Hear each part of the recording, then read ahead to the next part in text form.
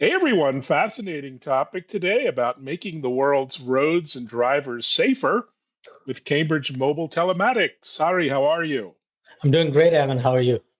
I'm doing well. Wonderful mission. Thanks for joining to talk about it. Before that, maybe talk about your bio and background, the journey from MIT research to really global impact at CMT. Yeah, happy to do that. I'm a computer scientist by profession, professor of computer science and AI at MIT. I've been here a little over 25 years. About 20 years ago, with my colleague Sam Madden, we started a research project called Cartel. This was back before iPhones and Androids. I had this idea that we could use sensors that were becoming more popular on mobile devices to measure driving quality and understand transportation, understand why our road infrastructure has problems, understand why traffic problems arose, and over time also why crashes were happening. And that research project was hugely successful. Academic in the academic context, we won a number of awards, and the press started writing about some of the work we were doing. One of them was projects was the Pothole Patrol, where in 2007, 2008, we instrumented our devices with accelerometers and GPS to produce every week a ranking of the worst potholes in the Boston area. This got written up in the Boston Globe and the Wall Street Journal. And I had this idea that maybe we could use sensing for social good, for society, solving societal problems in transportation. I then met my co-founder, Bill Powers, the CMT CEO, in late 2009. We started the company shortly thereafter in 2010.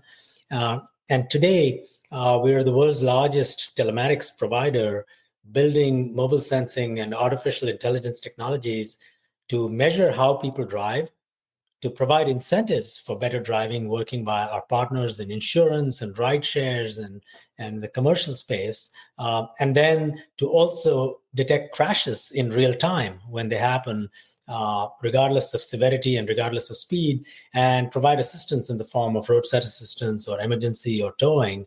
And that's really been the journey. We're currently about 475 employees, headquartered in Cambridge, Massachusetts, but really a global company with offices in many countries. And we serve our users, millions and millions of users in about 25 countries around the world. Amazing. And that journey sounds so straightforward and simple and seamless. It How was, did you it was, How did you it was, scale from the early days doing mobile sensing experiments, it sounds like, to truly global platform, I guess billions of trips across 20 or 30 countries? That's extraordinary.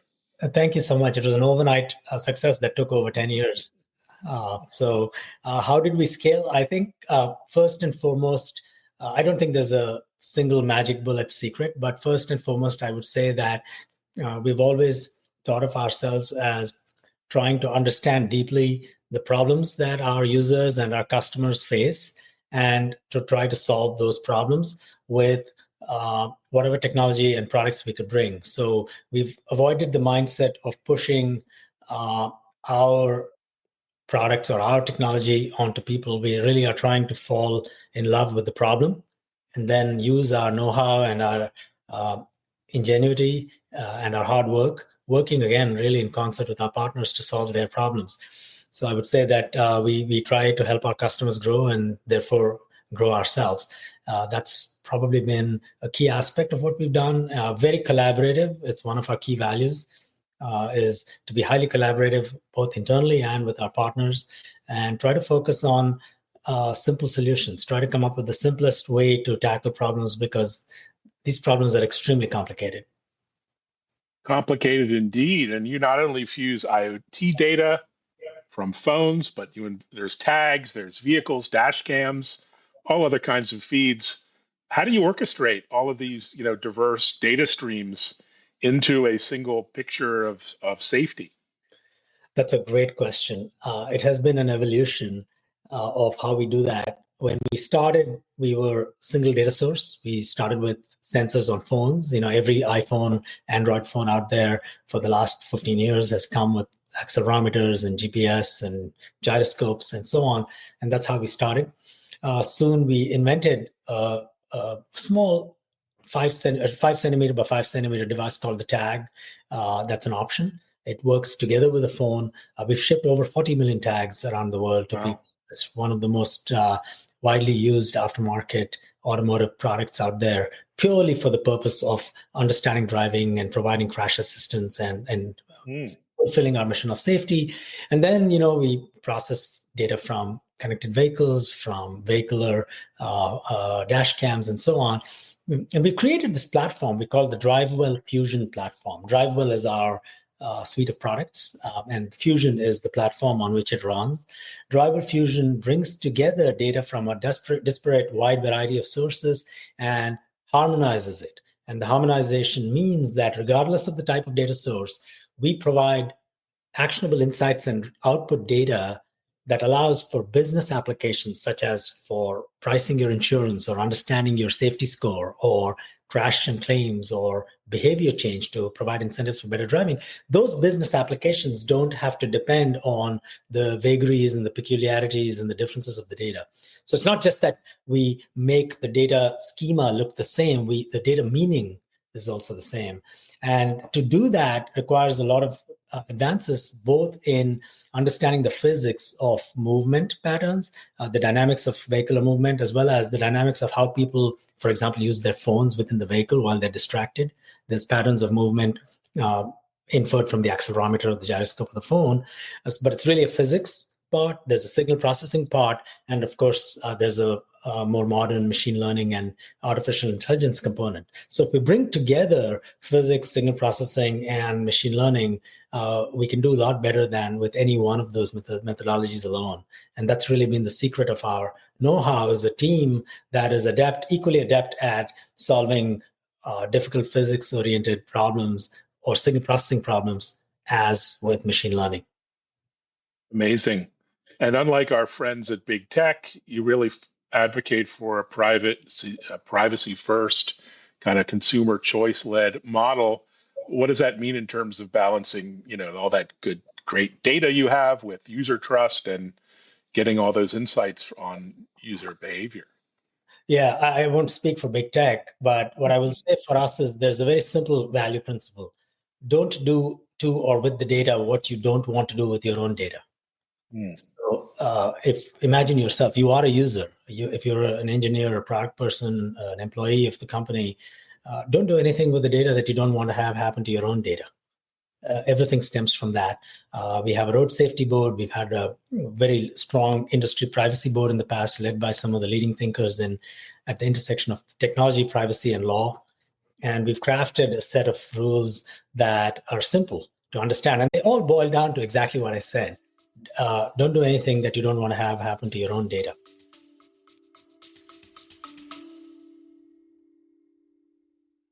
If you're a podcast host or someone wanting to be interviewed on podcasts as a guest, visit podmatch.com. Podmatch automatically connects ideal podcast guests and hosts together for interviews. We always say it works just like a dating app, but instead of connecting you for dates, it connects you for podcast interviews. Podmatch has connected over 85,000 guests and hosts together for interviews that listeners love, all while saving you countless hours of administrative work through built-in automations. If you're ready to level up your podcast interviews on either side of the mic, start today by visiting podmatch.com.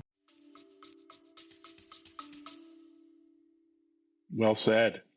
And you work with some very well-known, successful insurance companies. I won't name them all. I certainly probably use one of them.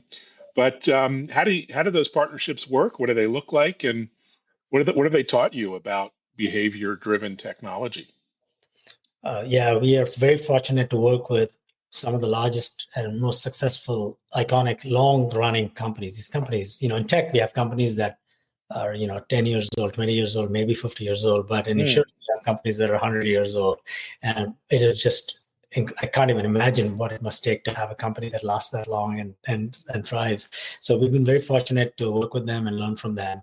The model is actually not that complicated. It's based on sharing a vision for how we want to help them succeed. And that is to come up with a more predictive and more equitable form of pricing insurance. And with telematics, for the first time in the history of insurance, you have a way to set prices based on how people drive. And therefore provide more control to our users, because if you know how your insurance price is being set based on your driving behavior, you can actually do something about it. You can stop using the phone while driving. You can stop inattentive driving. You can reduce the amount of excessive speeding. You can be more attentive so you don't have so many hard braking events. And there's a number of different behavioral changes that can happen. So if, when it works, and it often works very well, it's very aligned. The consumer wins because they get a better price on their insurance in the form of discounts or rewards or just a better behavior compared to, for example, take a young driver, 23 years old. My daughters are, in their early 20s. Traditionally, they would have had a terrible insurance price because statistically, young drivers have a higher risk. But not all young drivers have a higher risk. And moreover, when you give them the feedback and you give them the incentives, they can become better drivers. And right now in my family, my two daughters are the best drivers. And that's because they're part of a behavioral program that gives them rewards for better driving. So all of a sudden, that high risk has gone down. It's good for them. It's good for our society with the fewer crashes. It's good for the insurance company because they now have, they can collect some premium. They give them a break on insurance, but at the same time, they're going to hopefully have fewer claims.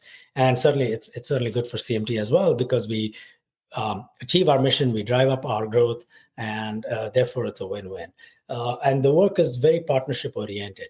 We understand the business goals of our insurance partners or rideshare partners, for example, Uber, and we try to solve those problems with them for the end user. So it's really trying to put the end consumer first and providing the right type of incentive structure to make them want to use it and then benefit from it.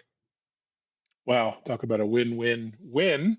Let's talk a little bit more about the technology involved. When was the, sort of aha moment when you realized mobile devices could become sort of precision safety tools? Yeah, it's a long time ago. I wrote a paper with my colleague Sam Madden and our students back in, we were working on this project in 2004, 2005, 2006, and the paper was published in 2006. It's one of the more cited papers in computer science. It's called Cartel, a Mobile Sensing System.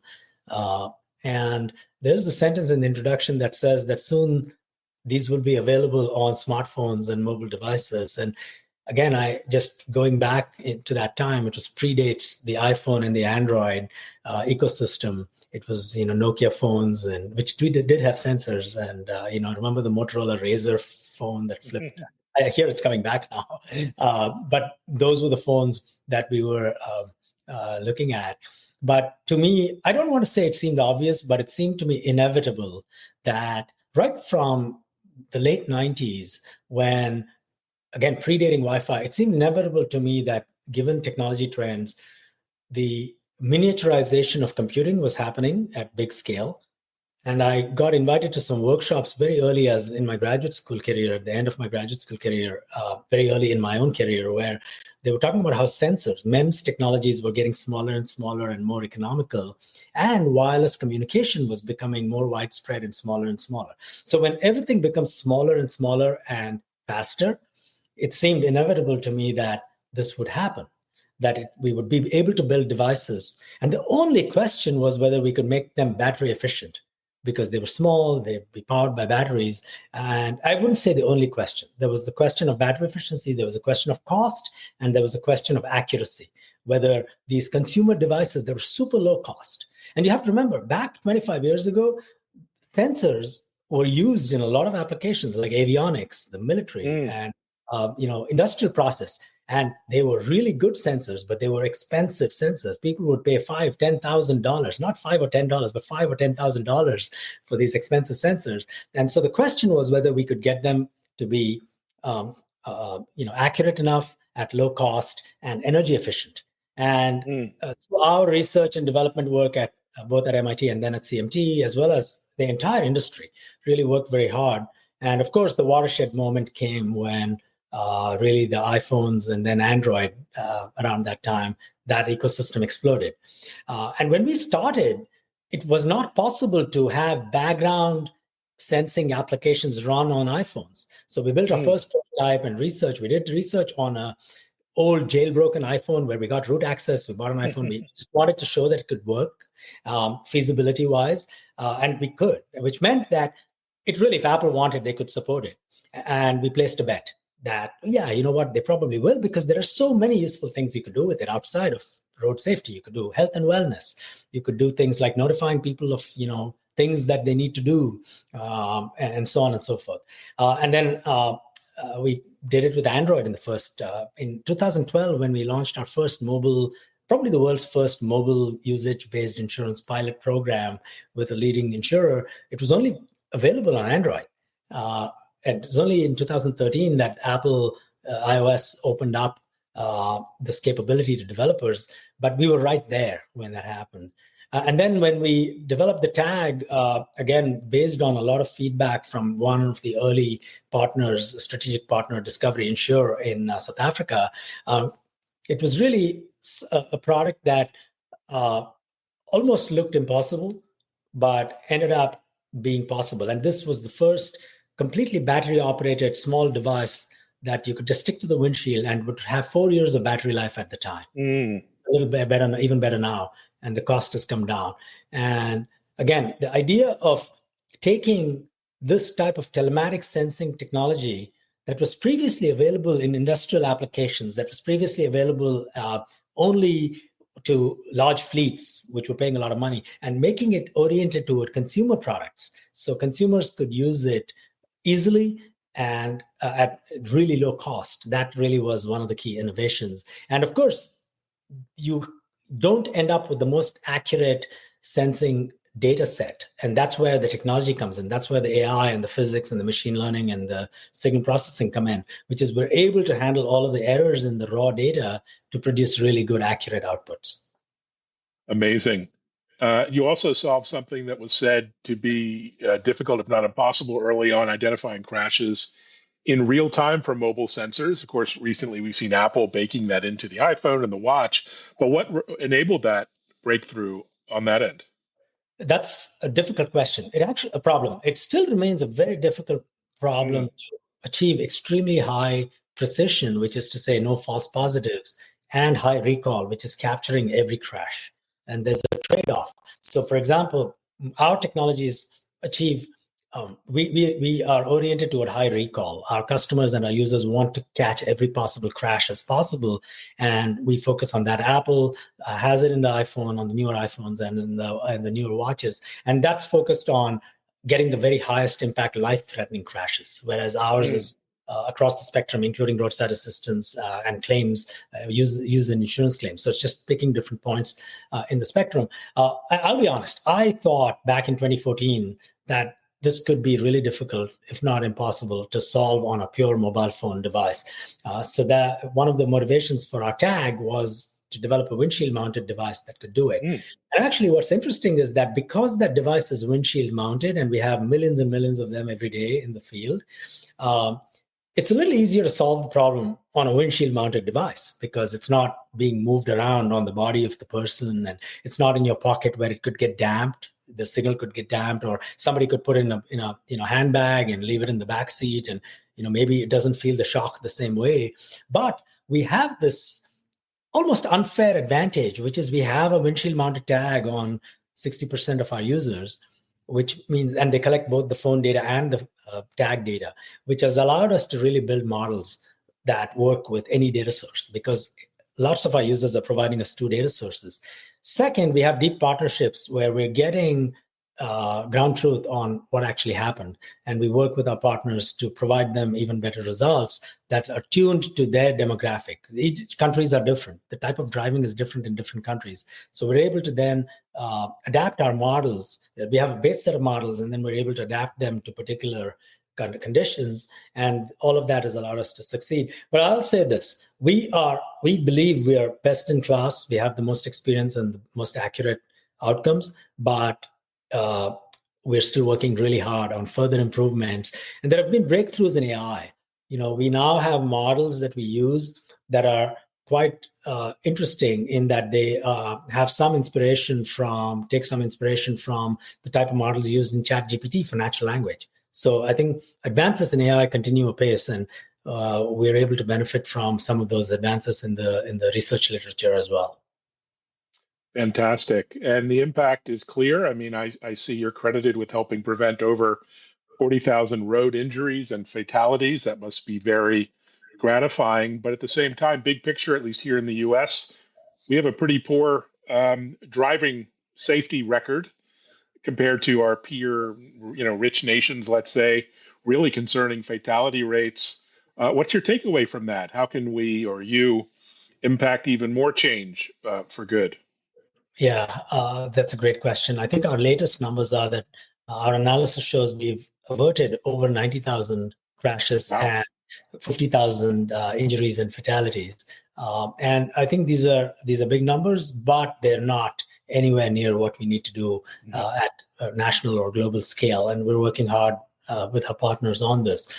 Okay, so what do we need to do and why are they problematic? So I'll give you some bad news and then some good news. So the bad news in some ways is that especially since 2017, vehicles have come laden with more and more technologies. A lot of it is around safety.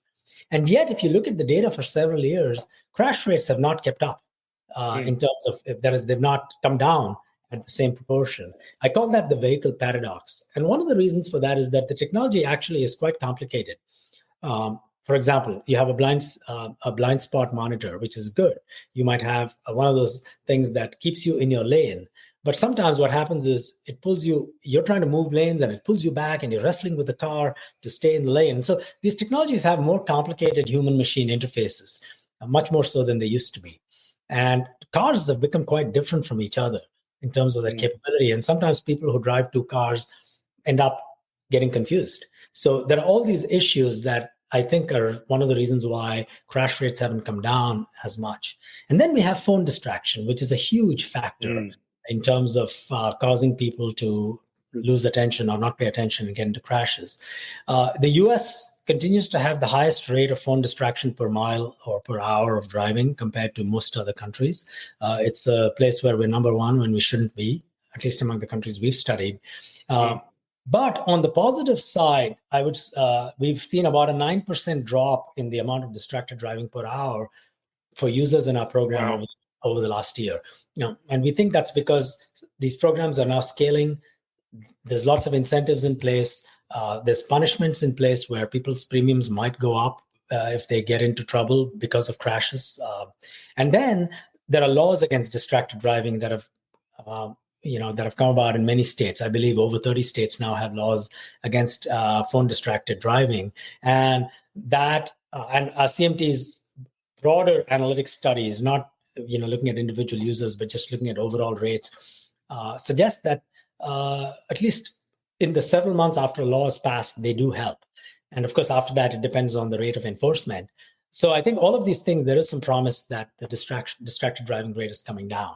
I do think that these programs, when we see examples of successes, some of our partners, for example, Discovery in South Africa sees a 26% lower crash rate compared to the rest of the population for people engaged with the behavioral program. In Japan, our customer IOE sees an 18% lower crash rate. And even in the US, there are successful examples amongst our insurance partners where the majority of users in the program see discounts. The majority of users see discounts. The majority of users actually have better behavior in terms of their driving quality and lower crash rates.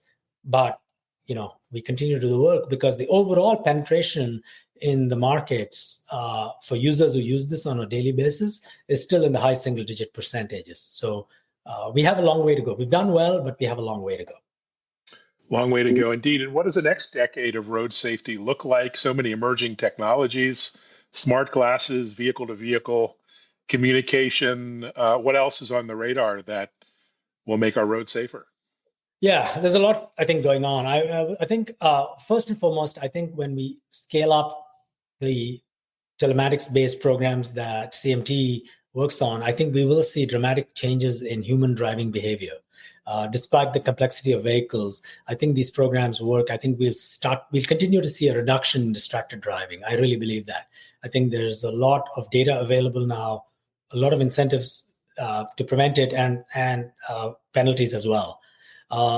So I think that'll make a big difference. Number two, I think the road to autonomy will continue. Robotaxis are coming soon. I think that their penetration into the consumer driving market will take more time.